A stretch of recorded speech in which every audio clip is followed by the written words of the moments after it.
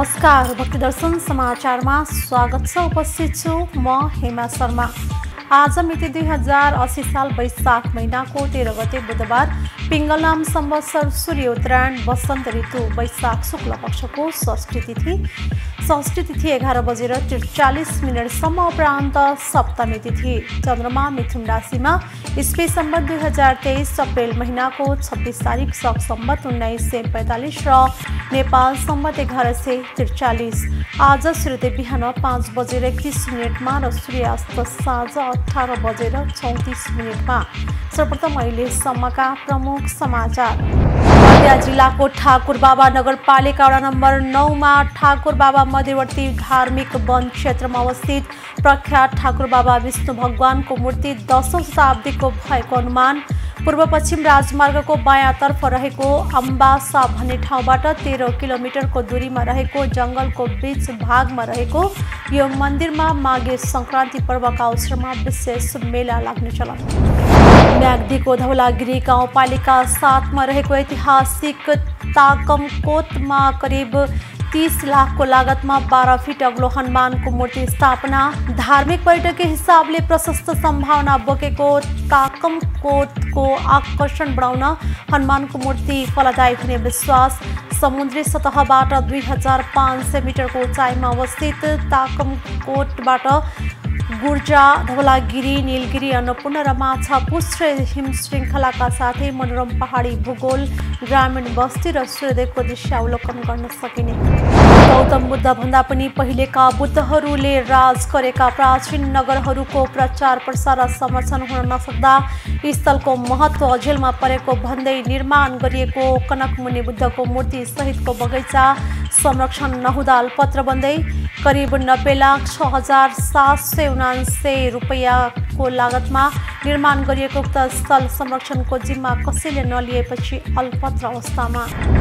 बागलुङको बरेङ गाउँपालिका 2 सिग्दी गाउँको शिरमा रहेको प्राकृतिक सुन्दरताले भरिपूर्ण ओझेलमा परेको कौडे लेक क्षेत्रमा पछिल्लो समय पदमार्ग निर्माण भएसँगै आन्तरिक पर्यटकको चहल पहल बढ्दै पहिले 2200-2400 राज्यका बेला यहाँ भुरे टाकुरे राजाले राज गरेको इतिहास।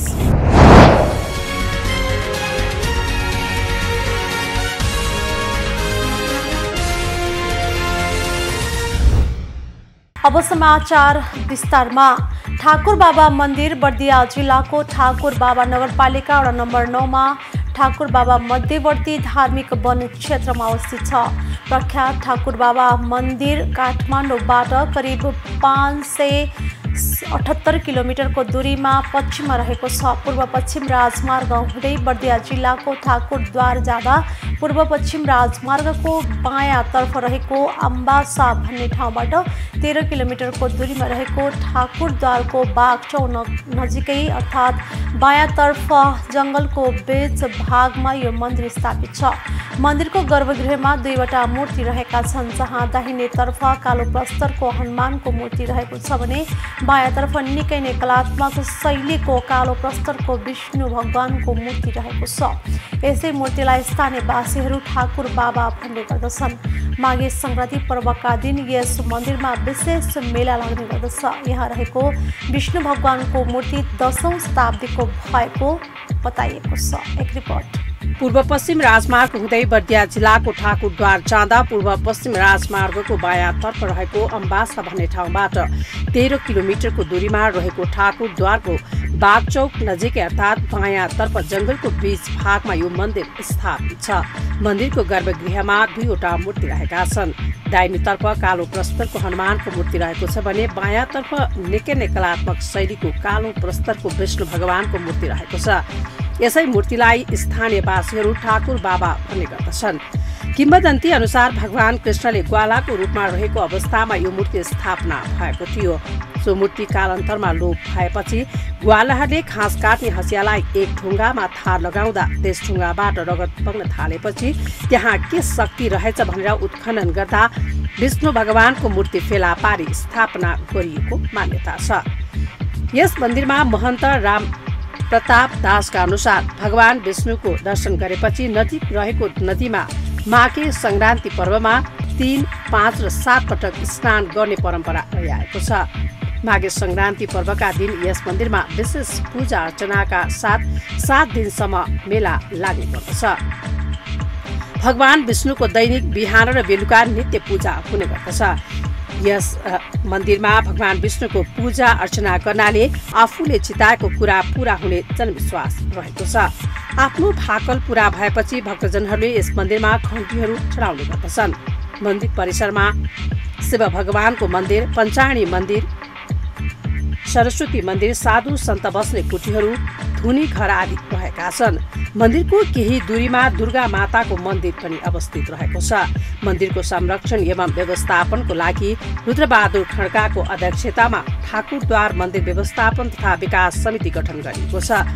अध्यक्ष खड्काका अनुसार यो विष्णु भगवानको मूर्ति 10औं शताब्दीको हो र पहिला यो मन्दिर खुला आकाश मुनि रहेकोमा 2032 र 2033 सालमा मन्दिर बनाइएको र यस मन्दिरको क्षेत्रफल 26 बिघा जमिन रहेको अध्यक्ष खड्का बताउनुहुन्छ। म्याग्दीको धौलागिरी गाउँपालिका 7 मा रहेको ऐतिहासिक ताकमकोटमा करिब 30 लाख रुपैयाँको लागतमा 12 फिट अग्लो हनुमानको मूर्ति स्थापना गरिएको छ। धार्मिक पर्यटकको हिसाबले प्रशस्त सम्भावना बोकेको ताकमकोटको आकर्षण बढाउन हनुमानको मूर्ति राखिएको हो। ललित कला केन्द्रका प्रमुख नरेन्द्र राज भण्डारीको नेतृत्वमा हनुमानको मूर्ति बनाइएको हो। काठमाडौँबाट मूर्ति ल्याएर जडान गर्ने काम सकिएको बताइएको छ। एक रिपोर्ट। म्याग्दीको धौलागिरी गाउँपालिका 7 मा रहेको ऐतिहासिक ताकमकोटमा करिब 30 लाखको लागतमा 12 फिट अग्लो हनुमानको मूर्ति स्थापना गरिएको छ। हनुमानको मूर्तिले ताकमकोटको आकर्षण बढाएको छ। धार्मिक पर्यटक हिसाबले प्रशस्त सम्भावना बोकेको ताकमकोटको आकर्षण बढाउन हनुमानको मूर्ति फलदायी हुने विश्वास गरिएको छ। मूर्ति स्थापनाका लागि धौलागिरी गाउँपालिकाले चालु आर्थिक वर्ष 2079-80 मा 3,50,000 विनियोजन गरेको थियो। मूर्ति स्थापनाका लागि 29,27,500 खर्च भएको र दाताबाट 24,40,000 सहयोग जुटेको छ। अमेरिकामा रहनुभएका ताकमका रघुनाथ सुवेदीको अगुवाईमा मूर्ति स्थापनाका लागि आर्थिक सहयोग सङ्कलन गरिएको थियो। उहाँका अनुसार दाताले घोषणा गरेको थप 7,26,111 प्राप्त हुन बाँकी छ। सहयोगदाताको नाम शिलालेख बनाएर राखिने बताइएको छ। टाढाबाट देखिने गरी हनुमानको मूर्ति राखिएको छ। हनुमानको मूर्तिको पृष्ठभूमिमा धौलागिरी, अन्नपूर्ण र खुजा हिमालको अवलोकन गर्न सकिन्छ। यसै गरी कोट मन्दिर परिसरमा ताकमका विकास केसी र आकाश केसीको पहलमा खत्री परिवारले पृथ्वी उद्धारका लागि प्रवेशद्वार निर्माण गर्नुभएको छ। स्वदेश तथा विदेशमा रहेका ताकम र आसपासका गाउँका बासिन्दाबाट 3 वर्ष अघि 80 लाख चन्दा जुटाएर कोटखर र अन्नपूर्ण जगन्नाथ मन्दिरको पुनर्निर्माण भएको थियो। 15 लाख खर्चेर जगन्नाथ र अन्नपूर्ण देवताको मूर्ति राखिएको छ। 16औं शताब्दीमा निर्माण भएको ताकमकोट विक्रम सम्वत 1990 र 2072 को भूकम्पका कारण जीर्ण बनेको थियो। ताकमकोटको एकीकृत विकास गर्ने उद्देश्यले तयार पारिएको गुरु योजना अनुसार पहिलो कोटखर, अन्नपूर्ण जगन्नाथ मन्दिर, सतल र सार्वजनिक शौचालय निर्माण भएको छ। ताकमकोटको पूर्वाधार निर्माणमा धौलागिरी गाउँपालिका र पर्यटन मन्त्रालयले पनि करिब 1,50 लाख लगानी गरेका छन्। म्याग्दीको प्रमुख शक्तिपीठ मानिने ताकमकोटको जगन्नाथ अन्नपूर्ण मन्दिरमा पूजा आजा र भाकल गरेमा मनोकांक्षा पूरा हुने जनविश्वास रहिआएको छ। जगन्नाथ, अन्नपूर्ण, दुर्गा लगायत देवी देवताको मूर्ति रहेका यहाँ नवदुर्गा, ज्येष्ठी पूर्णिमा, मङ्सिर पूर्णिमा, चैत्राष्टमी पर्वका अवसरमा विशेष मेला लाग्ने गर्दछ। तत्कालीन राजाले कोटखरको रूपमा समेत प्रयोग भएको उक्त मन्दिरमा ऐतिहासिक महत्त्वका तोप, तरवार, खुडा, खुकुरी, ढाल लगायतका हात हतियार रहेका छन्। समुद्री सतहबाट 2500 मिटरको उचाइमा अवस्थित ताकमकोटबाट गुर्जा, धौलागिरी, नीलगिरी, अन्नपूर्ण र माछा पुच्छ्रे हिम श्रृङ्खलाका साथै मनोरम पहाडी भूगोल, ग्रामीण बस्ती र सूर्योदयको दृश्यावलोकन गर्न सकिन्छ।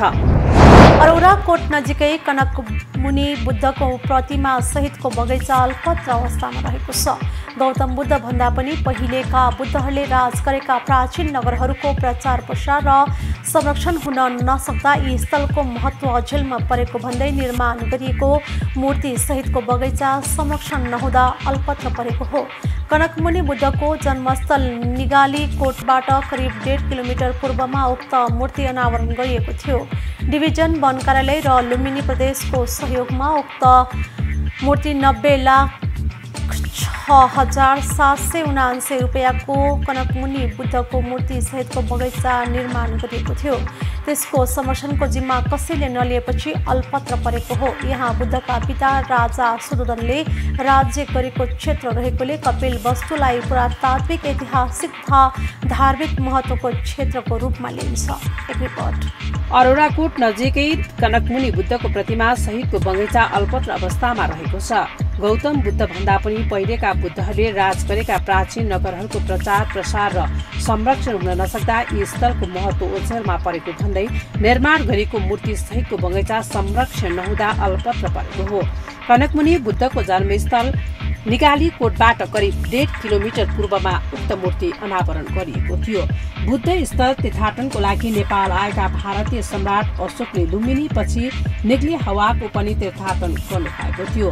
तीर्थाटनमा आउनुभएका सम्राट अशोकले नै आफूले भ्रमण गरेको चिनो स्वरूप लुम्बिनी र कपिलवस्तुमा स्तम्भ बनाएर ठहराउनु भएको थियो। जुन स्तम्भलाई अशोक स्तम्भको नामले विश्वभरका बौद्ध अनुयायीहरूले चिन्ने गर्छन्। तर गौतम बुद्ध भन्दा पनि पहिलेका बुद्धहरूले राज गरेका प्राचीन नगरहरूको प्रचार प्रसार र संरक्षण हुन नसक्दा यी स्थलको महत्त्व ओझेलमा परेको भन्दै बुद्ध प्रतिमा निर्माण गरिएको थियो। डिभिजन वन कार्यालय र लुम्बिनी प्रदेशको सहयोगमा उक्त 90,06,779 रुपियाँको लागतमा कनकमुनि बुद्धको मूर्ति सहितको बगैँचा निर्माण गरिएको थियो। त्यसको संरक्षणको जिम्मा कसैले नलिएपछि अलपत्र परेको स्थानीयको भनाइ छ। लाखौं खर्चेर मूर्ति अनावरण गरिए पनि त्यहाँ पुग्नको लागि बाटो चिर्ण रहेको स्थानीय बताउँछन्। यही नजिकै रहेको अरोराकोटको उत्खनन तथा अन्वेषणमा त्यति बजेट खर्च भएको भए पनि केही काम देखिने उनीहरूको भनाइ छ। कनकमुनि बुद्धले आफ्नो बाल्यकाल तथा वैवाहिक जीवन व्यतीत गरेको ठाउँ अरोराकोट संरक्षणको अभावमा छ। त्यसको विकासको लागि पर्याप्त बजेट नभएकोले प्रदेश सरकार र लुम्बिनी विकास कोषले विशेष चासो दिनुपर्ने कपिलवस्तु नगरपालिका वडा नम्बर 11 का वडा अध्यक्ष राम गोपाल यादवको भनाइ छ। उहाँका अनुसार लुम्बिनी प्रदेश सरकारले प्रतीक्षालय र फुटपाथ निर्माणका लागि काम अगाडि बढाएको छ। प्रतिमा सहितको बगैँचा वन कार्यालयको स्वामित्वमा रहेकोले कोषले त्यसको विकासको लागि केही गर्न नसक्ने लुम्बिनी विकास कोष कपिलवस्तुका प्रमुख माधव प्रसाद आचार्यले बताउनु भएको छ। खाली बगैँचा र प्रतिमा निर्माण गरेर भएन, त्यसको विकास पनि गर्न पर्ने उहाँको भनाइ छ।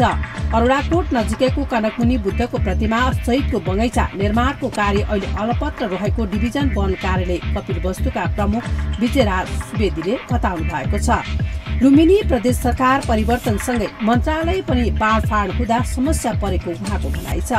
पर्यटन तथा वन मन्त्रालय हुँदा सो कार्य भएको र अहिले आएर वन मन्त्रालय र पर्यटन मन्त्रालय विभाजन हुँदा वन कार्यालयमा बजेट आउन छोडेका कारणले काम गर्न अप्ठ्यारो भएको प्रमुख सुवेदीको भनाइ छ। उहाँले यसको संरक्षण पर्यटन मन्त्रालयसँगै स्थानीय तहको पनि भूमिका हुनुपर्ने बताउनु भएको छ। प्राचीन कपिलवस्तु नगरी शाक्य मुनि बुद्धले 29 वर्ष जीवन बिताउनु भएको स्थल मानिन्छ यस ठाउँलाई। यहाँ बुद्धका पिता राजा सुदोधनले राज्य गरेको क्षेत्र रहेकोले कपिलवस्तुलाई पुरातात्विक, ऐतिहासिक तथा धार्मिक महत्त्वको क्षेत्रको रूपमा लिइन्छ।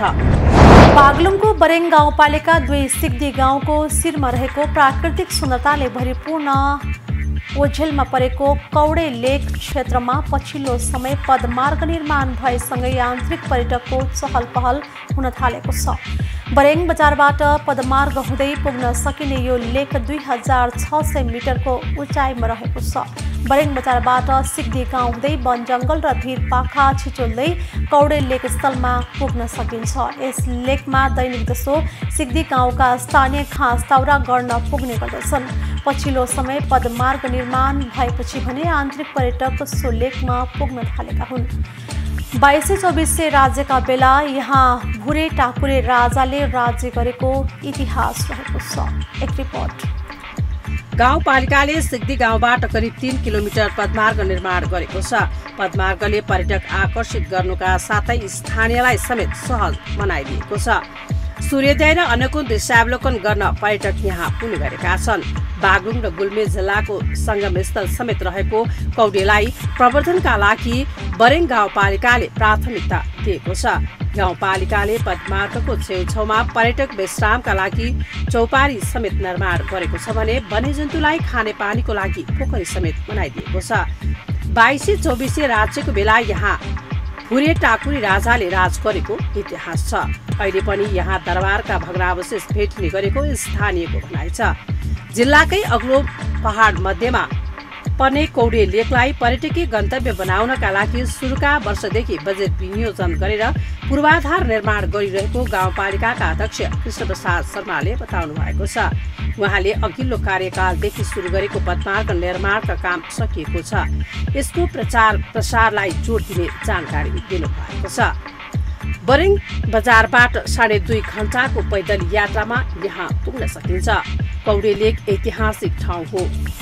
यो क्षेत्रकै सबैभन्दा अग्लो पहाड भएको र पर्यटकीय हिसाबले निकै उत्कृष्ट भएको हुँदा गाउँपालिकाले मुख्य प्राथमिकतामा राखेर यसको विकासमा लागिरहेको अध्यक्ष शर्मा भन्नुहुन्छ।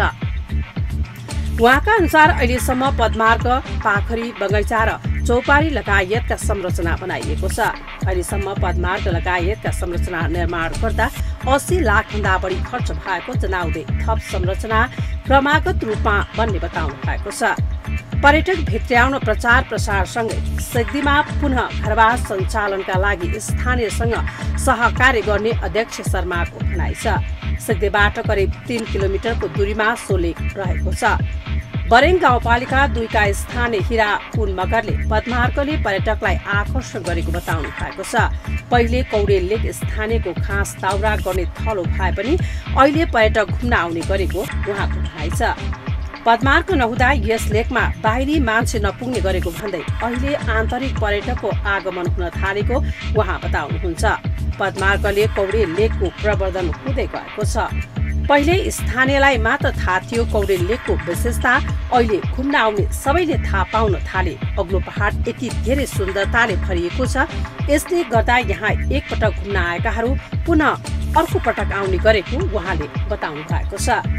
सिग्दी गाउँ हुँदै कौडे पुग्ने हुँदा यहाँको आय आर्जनमा पनि केही परिवर्तन हुने विश्वास गरिएको छ। सम्बन्धित निकायले पर्यटक बढाउने खालका कार्यक्रम ल्याएको खण्डमा पर्यटक बढ्नेछन्। कौडे लेकबाट धौलागिरी, माछापुच्छ्रे, अन्नपूर्ण लगायत पूर्वदेखि पश्चिमसम्मका अनगिन्ती हिम श्रृङ्खलासँगै बागलुङको अधिकांश भूभाग तथा गुल्मी पर्वत, पाल्पा लगायतका ठाउँ र भन्ज्याङ सहज रूपमा अवलोकन गर्न सकिन्छ। सूर्योदय र सूर्यास्त समेत यहाँबाट देख्न सकिन्छ। गत वर्ष पनि झरना प्रवर्धनका लागि 10 लाख विनियोजन गरेर कामको सुरुवात गरेको अध्यक्ष शर्माको भनाइ छ। पर्यटन मार्फत बरेङमा समृद्धि हासिल गर्न सकिने हुँदा यस क्षेत्रको विकासलाई जोड दिएको अध्यक्ष शर्माको भनाइ छ। गाउँपालिका भित्रका सत्यवती मन्दिर, काली लेक, सतीथान मन्दिर, छरे खोला, भैँसे खोला, झरना, भित्रीवन, भाते पोखरा लगायतका धार्मिक तथा पर्यटकीय क्षेत्रमा हरेक वर्ष बजेट विनियोजन गरेर पूर्वाधार विकास गर्दै आएको उहाँको भनाइ छ।